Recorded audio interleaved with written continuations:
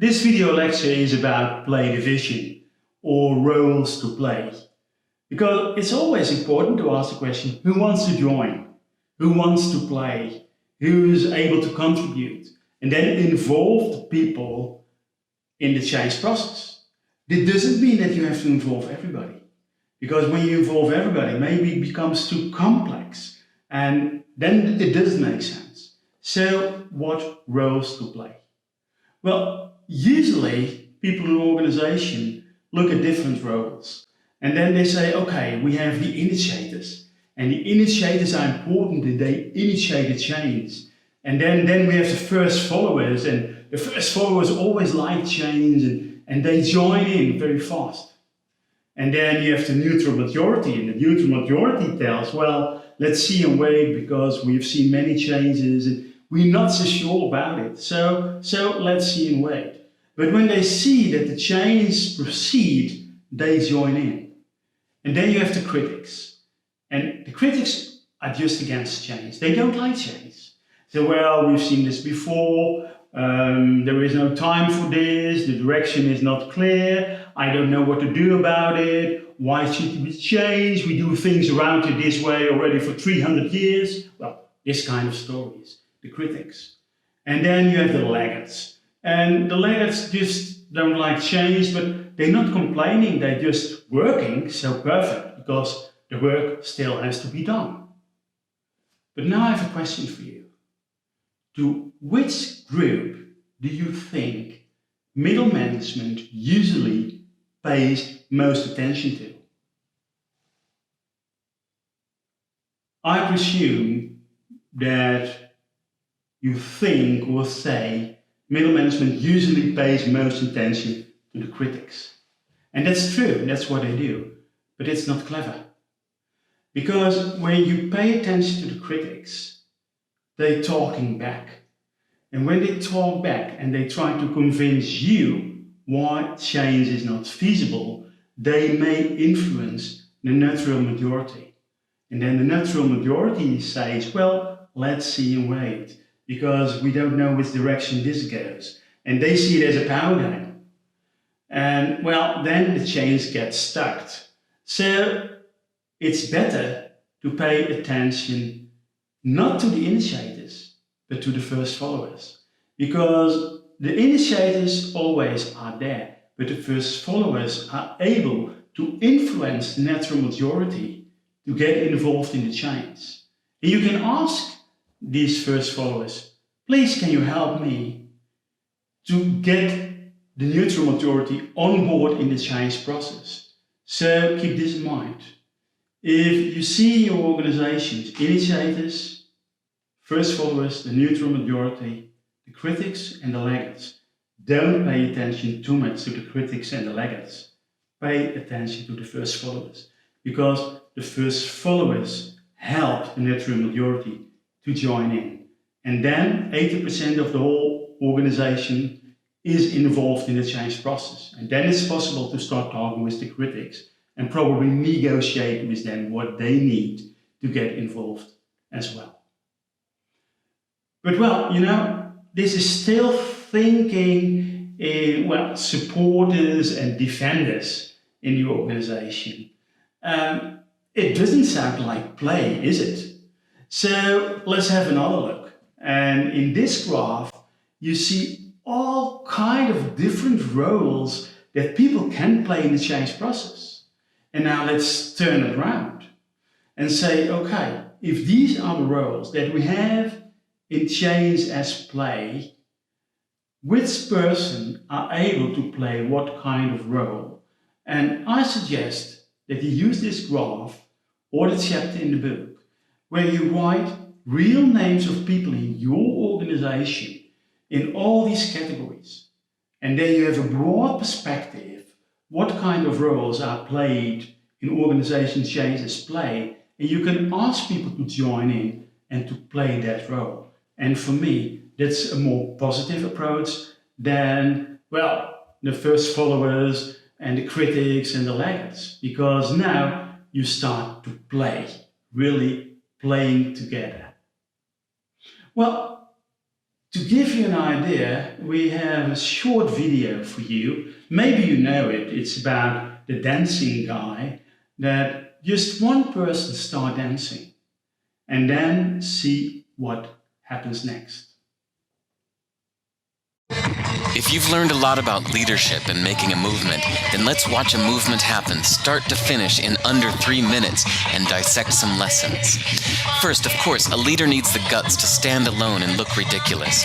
But what he's doing is so simple, it's almost instructional. This is key. You must be easy to follow. Now here comes the first follower with a crucial role. He publicly shows everyone else how to follow. Notice how the leader embraces him as an equal. So it's not about the leader anymore. It's about them, plural. Notice how he's calling to his friends to join in. So it takes guts to be a first follower. You stand out and you brave ridicule yourself. Being a first follower is an underappreciated form of leadership. The first follower transforms a lone nut into a leader. If the leader is the flint, the first follower is the spark that really makes the fire. Now here's the second follower. This is a turning point. It's proof the first has done well. Now it's not a lone nut and it's not two nuts. 3 is a crowd and a crowd is news. A movement must be public. Make sure outsiders see more than just the leader. Everyone needs to see the followers because new followers emulate followers, not the leader. Now here come 2 more people, then 3 more immediately. Now we've got momentum. This is the tipping point and now we have a movement. As more people jump in, it's no longer risky. If they were on the fence before, there's no reason not to join in now. They won't stand out, they won't be ridiculed, and they will be part of the in crowd if they hurry. And over the next minute, you'll see the rest who prefer to stay part of the crowd, because eventually they'd be ridiculed for not joining. And ladies and gentlemen, that is how a movement is made. So let's recap what we've learned. If you are a version of the shirtless dancing guy, all alone, remember the importance of nurturing your first few followers as equals, making everything clearly about the movement, not you. Be public, be easy to follow. But the biggest lesson here, did you catch it?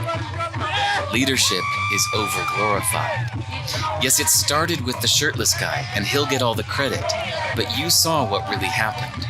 It was the first follower that transformed a lone nut into a leader. There's no movement without the first follower. See, we're told that we all need to be leaders, but that would be really ineffective. The best way to make a movement, if you really care, is to courageously follow and show others how to follow. When you find a lone nut doing something great, have the guts to be the first person to stand up and join in.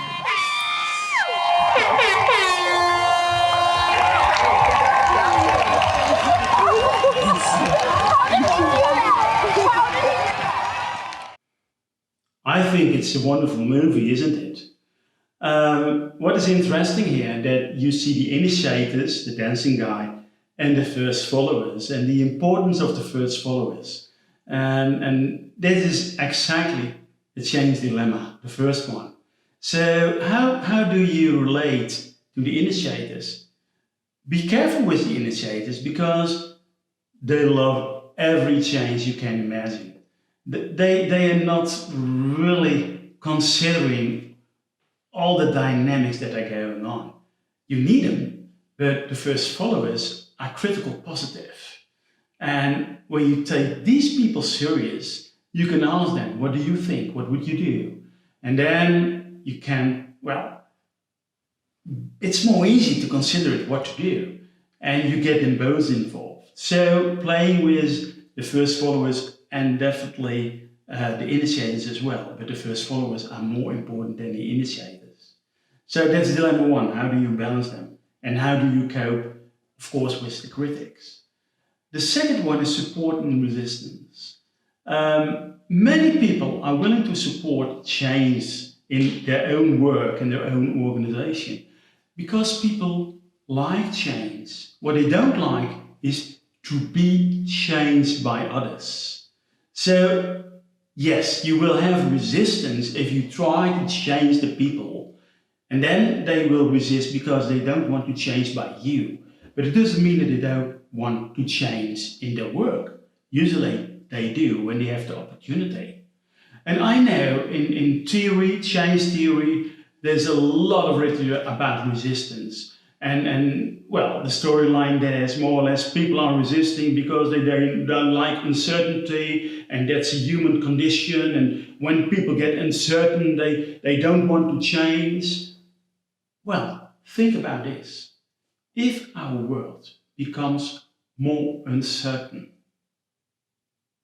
can you still hold this position? It's impossible. We need to cope with uncertainty.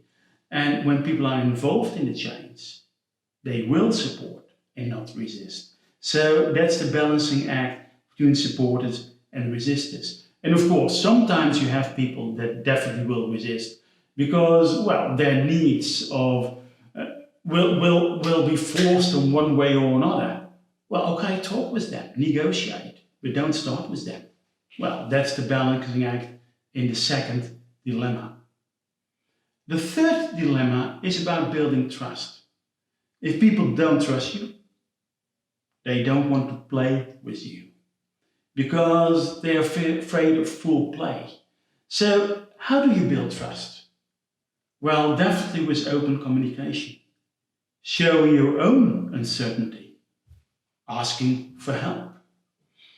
In fact, weakness is strength in this case, because then you are authentic and you can ask people to help you. So building trust is about openness, communication, connectivity, building relationship, and no tricks, no surprises, so that people know where you stand for, where you go for, and be open about that.